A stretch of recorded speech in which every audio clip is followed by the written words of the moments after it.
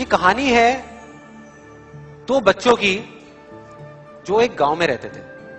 उनमें से एक 6 साल का था और एक 10 साल का। दोनों बहुत अच्छे दोस्त थे, बिल्कुल शोले के जय और वीरू जैसे। दोनों हमेशा साथ साथ रहते, साथ साथ खेलते, साथ साथ खाते पीते, साथ साथ नहाते धोते। नहीं धोते नहीं, ये थोड़ा ज्यादा हो गया।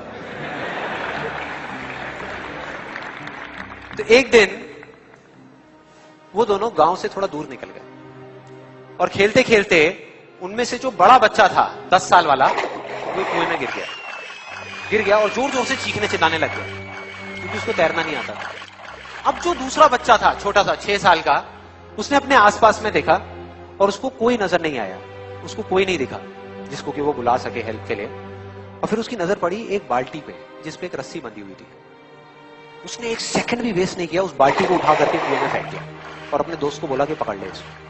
उसके दोस्त ने पकड़ा और वो अपनी पूरी ताकत लगा करके पागलों की तरह उसको खींचने लगा।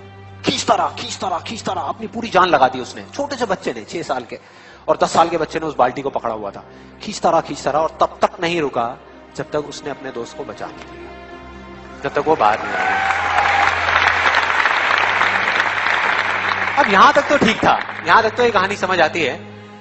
लेकिन हुआ क्या कि जैसे ही ये दो बच्चे जब दोनों एक हो गए, जब बाहर आए और आकर के गले मिल रहे, रो रहे और खुश हो रहे, एक तरफ से उनको डर भी लग रहा था। डर था कि अब गांव जाएंगे तो बहुत पिटाई होगी जब उनको बताएंगे कि ऐसे हम कुएं में गिर गए और ये सब चीजें हुई।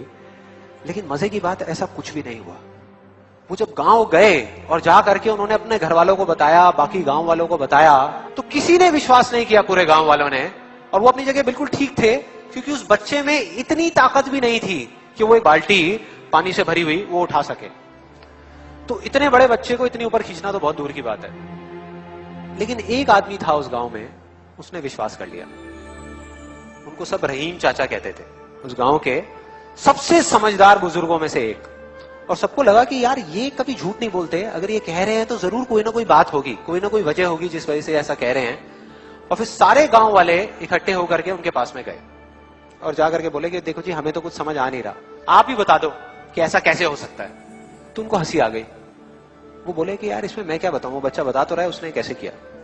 बाल्टी को उठा करके कुएं में फेंका, उसके दोस्त ने बाल्टी को पकड़ा, उसने रस्सी को खींचा और अपने दोस्त को बचा लिया। तो आपको पता तो है उसने कैसे किया, बच्चा बता तो रहा है, इसमें मैं क्या बताऊं। तो सारे गांव वाले उनकी शक्ल देख रहे। फिर कुछ देर बाद वो बोले कि सवाल ये नहीं है कि वो छोटा सा बच्चा ये कैसे कर पाया, सवाल ये है कि वो ये क्यों कर पाया, कि उसके अंदर इतनी ताकत कहां से आई। और बोले इसका सिर्फ एक जवाब है, सिर्फ एक, कि जिस वक्त उस बच्चे ने ये किया, उस टाइम पे उस जगह पर दूर दूर तक कोई नहीं था उस बच्चे को ये बताने वाला कि तू ये नहीं कर सकता।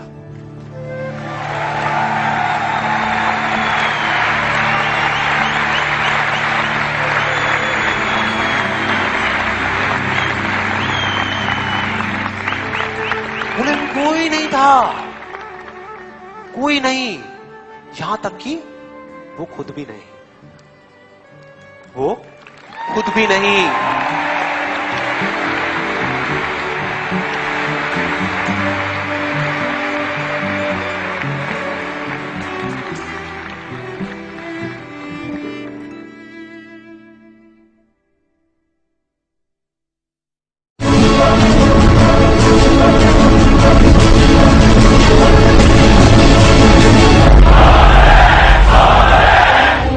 आदमी ही इतिहास रचता है, ऑर्डिनरी आदमी तो केवल टारगेट पूरे करने में लगा रहता है। कुछ ऐसे लोगों की बात करूंगा जिनसे मैं बड़ा इंस्पायर हुआ। इनका नाम था लांस नायक ध्यान सिंह। ध्यान सिंह हॉकी में इतने जादूगर थे कि ये दिन में तो खेलते थे, रात में भी खेलते थे। जब बिजली नहीं थी, सूरज की रोशनी में तो खेलते थे, चंद्रमा की रोशनी में भी खेलते थे, और जब चांद की रोशनी में खेलते थे, इनका नाम पड़ गया ध्यानचंद। और ध्यानचंद 1936 जर्मनी के साथ Olympic hockey world cup final, 25,000 लोग उस स्टेडियम में खड़े थे। ध्यान दीजिएगा, 25,000 लोगों से भरा हुआ स्टेडियम 16-1 से जर्मनी को रौंद डाला और 15 गोल अकेले दागे थे। दुनिया का सबसे बड़ा तानाशाह हिटलर उस दिन स्टेडियम में था और आया नीचे, बोला तो हॉकी तोड़ो, इसकी हॉकी तोड़ो। चुंबक निकलेगी, कैसे ये चपका के खेलता है, चुंबक निकलेगी इसकी हॉकी में, नहीं निकली। रात को हिटलर ने उनको अपने कमरे में बुलाया, बोला हॉकी खेलने के अलावा क्या करते हो, हॉकी खेलने के अलावा क्या करते हो। लांस नायक ने बताया मेरा नाम है ध्यानचंद, आर्मी में काम करता हूं। तभी दुनिया का तानाशाह उनको बोला ध्यानचंद तुम्हारे देश ने तुम्हें क्या दिया है, आज भी सूबेदार हो, जर्मनी से खेलो, एयरफील्ड मार्शल बना दूंगा आज ही, जर्मनी आ जाओ, एयरफील्ड मार्शल बना दूंगा, तुम्हारे देश ने तुम्हें क्या दिया है। अभी बात देश की आ गई थी, जो उन्होंने जवाब दिया मैं जिंदगी में भूलता नहीं। सुनना चाहेंगे?